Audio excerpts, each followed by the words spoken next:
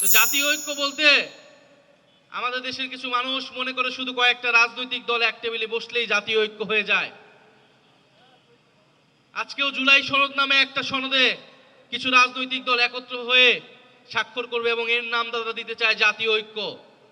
আমরা মনে করি এটা কোনো জাতীয় ঐক্য নয়।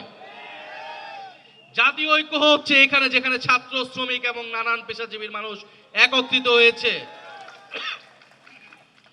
জাতীয় ঐক্য হচ্ছে তখন হয় যখন সমাজের নানান শ্রেণী পেশার মানুষ, সমাজের সব অংশের মানুষ তাদের একটি স্বার্থের ভিত্তিতে, দেশপ্রেমের ভিত্তিতে একত্রিত হয়ে লড়াই করে, যেটা আমরা দেখেছিলাম জুলাই গণ অভ্যুত্থানে।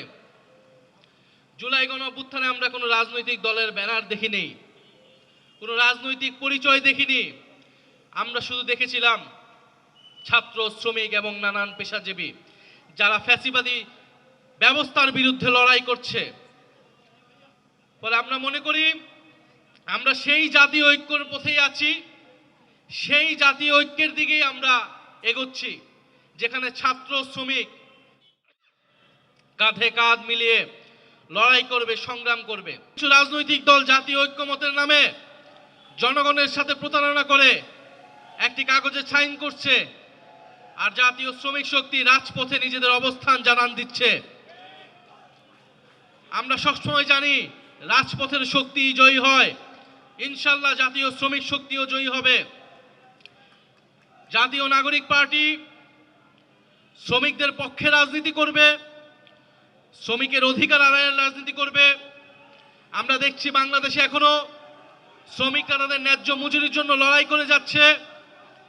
গার্মেন্টসে আগুন লাগছে, বস্তিতে আগুন লাগছে, কলকারখানায় আগুন লাগছে, এবং শ্রমিক মারা গেলে 2 লক্ষ 3 লক্ষ টাকায় শ্রমিকের জীবনের দাম নির্ধারণ করা হয়। শ্রমিকের জীবনের কোনো মূল্য হয় না। শ্রমিকের শ্রমকে কেবল অর্থনীতি শোষণের কেন্দ্রে ভাবলে চলবে না। আমরা চাই বাংলাদেশে যে লুটপাট হয়েছে, বাংলাদেশে যে দুর্নীতিগ্রস্ত ব্যবস্থা প্রতিষ্ঠা করা হয়েছে, সেখান থেকে আমাদের গণতান্ত্রিক রূপান্তরের দিকে যেতে হবে।